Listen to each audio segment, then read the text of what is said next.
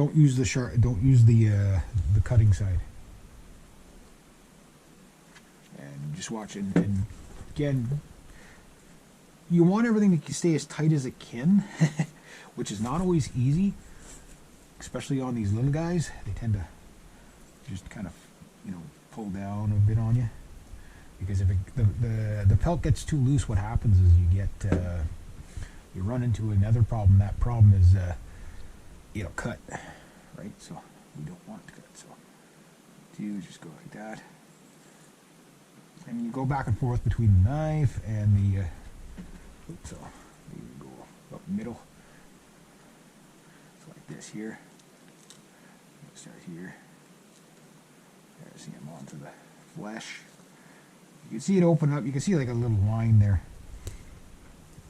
Again, just be careful right around the leg because it's so easy to put a hole in the leg area, and that can really make ruin a pelt pretty quick. And you ruin the pelt, you don't get paid. Now down here's where all the gristly stuff is, but it's also go right off the edge like that. Anything hanging, cut it, because all that grease.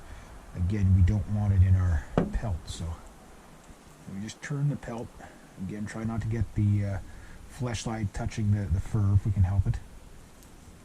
Come down about here. Now, where the trap hit, just be careful because the pelt thins out there just because from the hit, regardless of the size of beaver. But especially with these little guys, it does tend to make it thin there. So. Almost looks like a cut there from a beaver fight. You will find bite marks, you will find all that kind of stuff in them.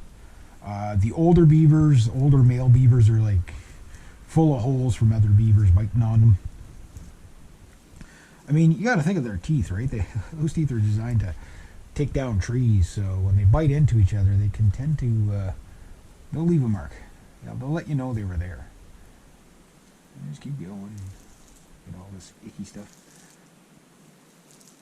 So, like I say, when you're skinning the beaver at first, you can see why it's just best to leave all this fat stuff on because it's so much easier just to cut it off with the draw knife here. Like that. Nice and clean. Some nice clean lines here. Get as much as you can. You can never get it all, and a lot of those little fatty stuff will kind of melt away a bit when it dries. You won't see it, but if you leave too much, then they will see it, and if they see it, then they'll dock you. See all this stuff here. On a bigger beaver, it's like a 10-pound piece of flesh that you're gonna have hanging there. So, all this little stuff. There we go. I was supposed to put that on me. So somebody's pants is gonna have to go into the laundry. Oh, itchy ear. Always happens when you're doing this, you get an itchy ear, and of course your gloves are like, bleh, so you can't scratch your ear. Get this. So right now, like again, this is an early season beaver, so now is when they're really easy to flesh. Like middle of January, when they've been living off their fat stores a bit, animals tend to be a lot harder to flesh then. Especially otters. It's like you fight for every inch. Otter tail and the butt area, backside butt area of otter is probably about the hardest thing to flesh out there. Very unforgiving. Where beavers are pretty forgiving if you just take your time with them. This little guy's not going to take me a lot of time, so down near the leg, so I'll just do like that. And if you're not sure where you're at, just grab your pelt, clean off your knife, have a setting spot for your proper setting spot for your knife. Grab that. Get that done again. Meatlets everywhere. And just grab your pelt, and you can see where you're done. Again, the head area is always the difficult area because it's, in this method. So keep going. And then be sure to check right out to the very, very edges because that little stuff there It's not hard to get. That's the thing. It's not hard to get, so you might as well get it. But if you don't know it's there, and you leave a big strip of it, when you go to pin it up, then all of a sudden you got like a big spot there that it's like, you know, once you pin them up, stretch them out there, it's pretty much impossible to flash it once he's on there. Some people do it like that. I don't know how they do it like that. That has to take forever. You know. Okay, so I got to get all this here.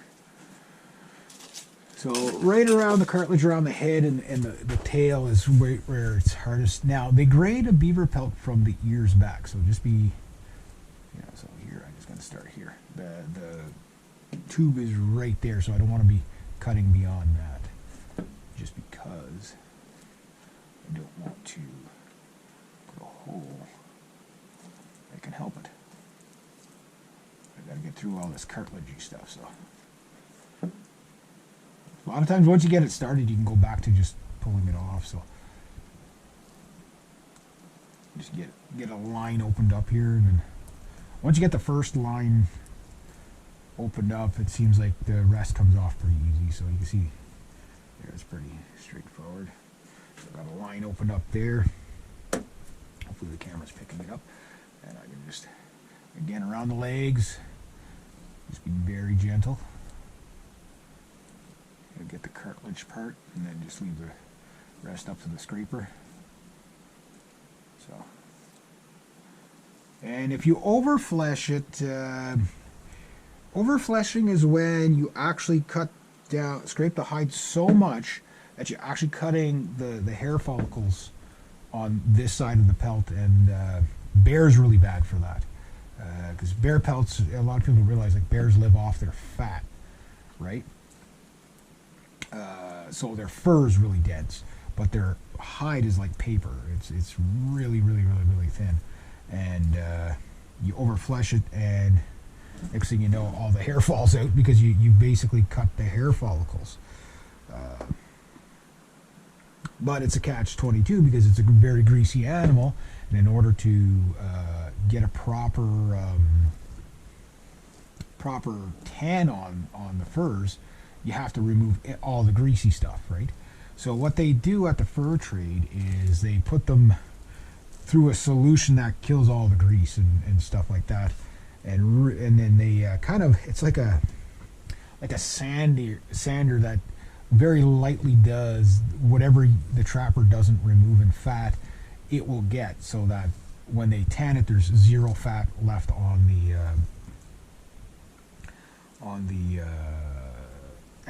pelt, and then in that case they don't have to worry about so get this guy here. Okay, that. They don't have to worry about the grease destroying the pelt. And sometimes like depending on the climate you live in, if these things get exposed to a lot of moisture, the fur itself starts taking on water. It's just a natural byproduct of fur. It will take on water, and then you have to re-tan them every couple of years.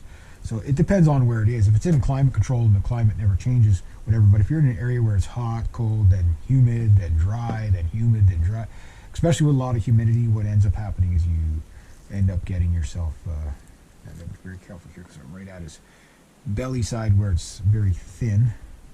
I'll just get some of this yucky stuff. You see, it's coming along. The center of him is almost done. There's a big goop. That was a big goop. So far, no blood on this pelt. Hopefully no holes. And not too much grease on him, so I'm doing okay. Doing okay.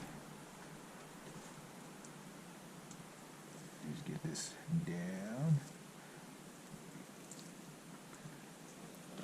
Yeah, see, it's when it moves like that, that's when you have to watch out, because a lot of times that's when you get you accidentally cut into your pelt. You can't use too much. I'm just going really light here. I'm not. The knife is not razor sharp. I don't. Especially on a female, because you'll get the tits, and you'll cut holes in the tits, right? So that'll degrade your fur. Sometimes it's unavoidable; you can't help it, but you know, depends on you know, how the fur, how hard and gristly everything is. I'm just going nice and light, just taking my time. And anytime you feel any sort of resistance, don't force it. Do not force it. Because you're probably